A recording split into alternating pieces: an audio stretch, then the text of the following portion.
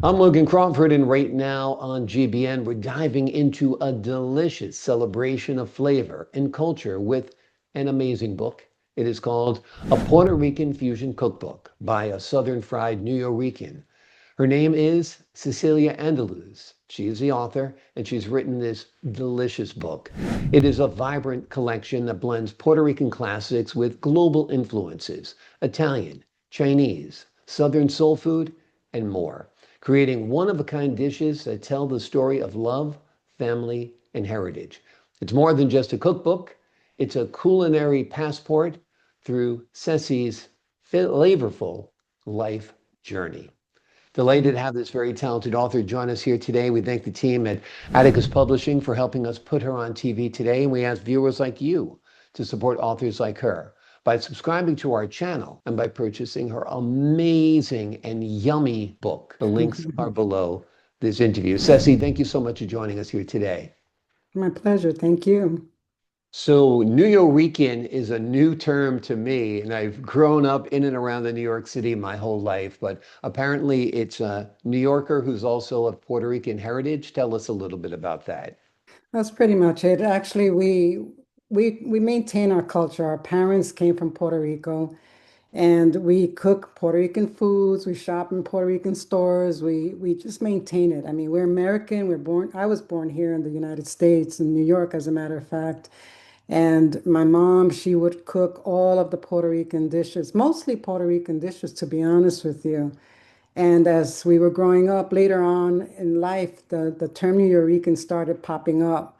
And that was really a tagline for people like myself that we were born to Puerto Rican parents. We maintain the culture. We do all the celebrations that you would normally do in Puerto Rico, yet we're New Yorkers, mostly New Yorkers, educated in New York, worked in New York, raised our kids in New York. So it's all, we're really American, but we have that very strong influence that comes from our parents.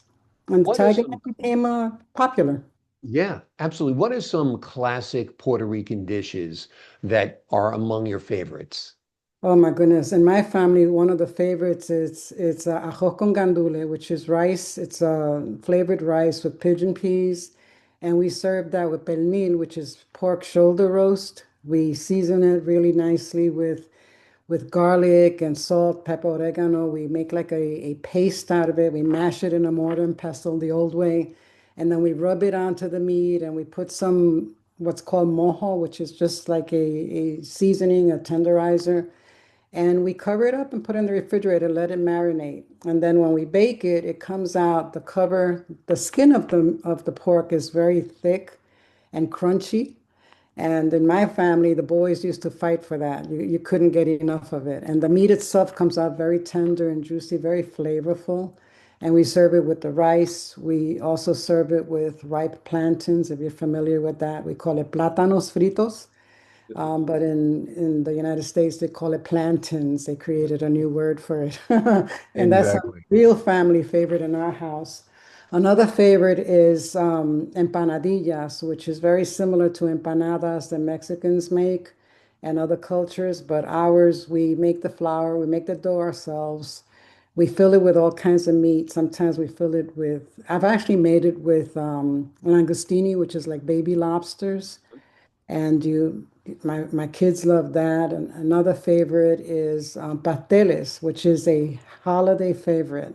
We always serve that either Christmas or New Year's. We would have like an assembly line making this product. That's time consuming. That's not a quick meal, but it's an absolute favorite in the Puerto Rican culture.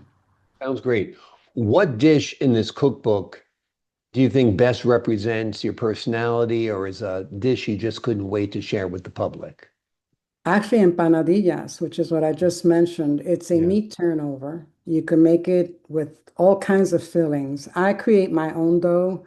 There's a cheater version that you could actually buy the discs, the flour discs in the store. But I make my own dough and I make my meat. I either make it with ground beef and I season that with onions and garlics and peppers, sofrito, all the natural condiments of a Puerto Rican dish. We put olives in it. We let the meat kind of dry up a little bit. You fill the meat, the patty, which is the dough. You fill it up, fold it over, fork it, either bake it or fry it. And oh my gosh, that's a family favorite. I happen to love it myself. And then the variations of that is you could fill it with chicken. I've made chicken, very spicy chicken, and I crumble it up. I fill it with that. I fill it, like I said earlier, with baby lobster, which I cannot eat, but my family can. And just all kinds of variations that you can do with that. And you serve it with a salad, and boom, you have a really delicious meal, or you have a really delicious appetizer. Well, it sounds delicious. You're making me hungry as you talk, I'm so making you're this doing up. a good job without a doubt.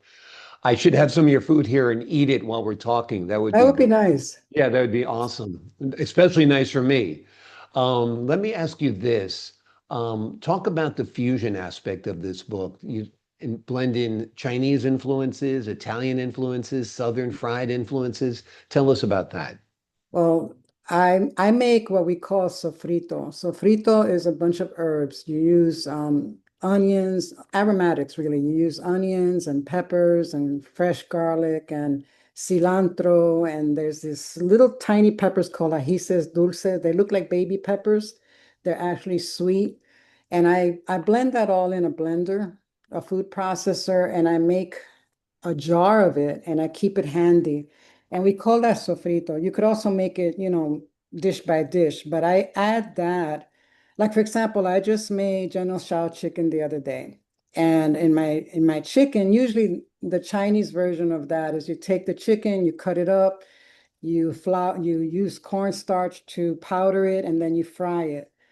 But I take it a step further that gives it a little bit more flavor. I cut up the chicken, I season it with the sofrito. I also put some adobo, which is a powdered version of garlic and pepper and salt. And I season it well. I dip it in some mojo, which is again the marinade. And then I let it dry off a little bit before I put it into the cornstarch. I cover it with the cornstarch, then I fry it. I fry all the chicken parts, set them aside. They're not really chicken parts. I use chicken cutlets because I Mhm. don't like to deal with bones. I'm a cheater. So put that aside and let it dry up a little bit. I dust it with the cornstarch. Then I start frying it. Put that aside. And when all the chicken is fried, then I throw in fresh garlic, fresh pepper flakes. I make sure I put a touch of sofrito in the oil. I quick fry that with some ginger. Then I throw the chicken in there. So typically, the General Tso chicken by Chinese, you're not going to have the adobo. You're not going to have the garlic. You will have fresh garlic, but you won't have the garlic seasoning on the chicken. The chicken is just fried into the pot with all of the other seasonings. Same thing when I make spaghetti sauce. Like when I cook my spaghetti sauce, I will add sofrito, which is again the condensed version of all the spices. And I add a big scoop of that, a little bit of sugar, add it to the sauce, let it cook, and it gives it a richer, slightly different flavor, but very extremely flavorful. So I add that into almost all my cooking. The reverse of that is sometimes when I make rice, I just feel like making throw some white rice together.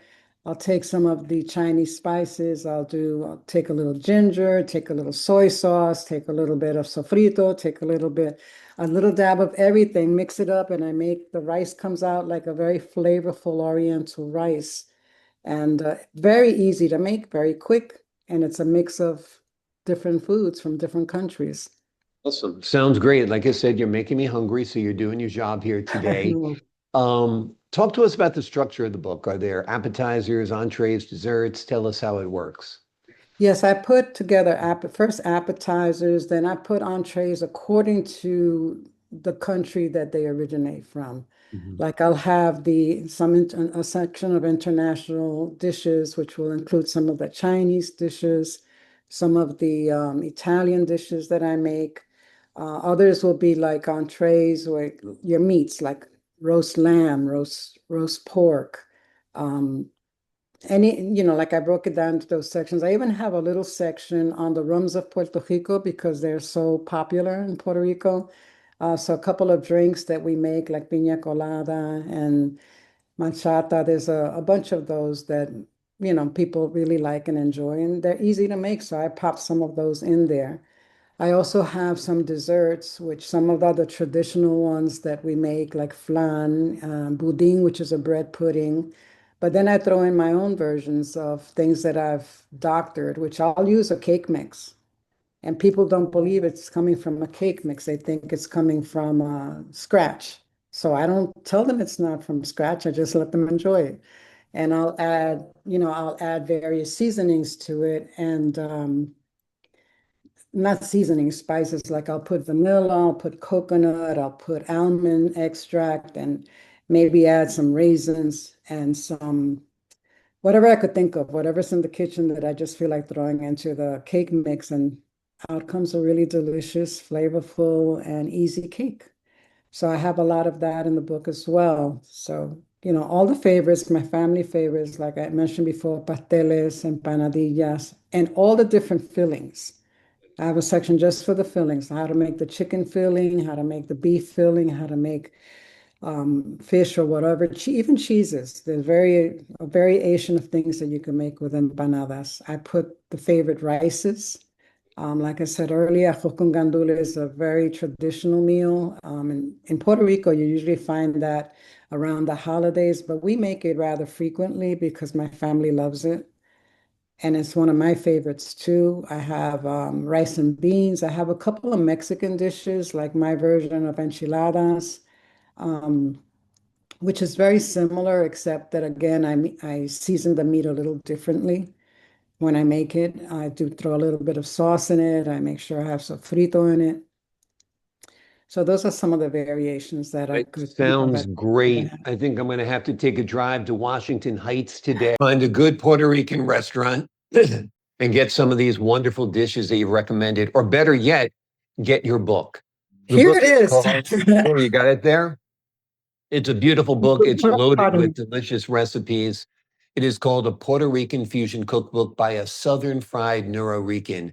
It is a wonderful, wonderful culinary guide. You will just love it. It is a heartfelt celebration of food, family, and culture. Ceci, thank you so much for joining me here today. My pleasure, Logan. Thank you for having me. Thanks so much. I appreciate your time and your wonderful recipes and your insight today to the folks at home. I'm Logan Crawford for the Global Book Network. So long for now.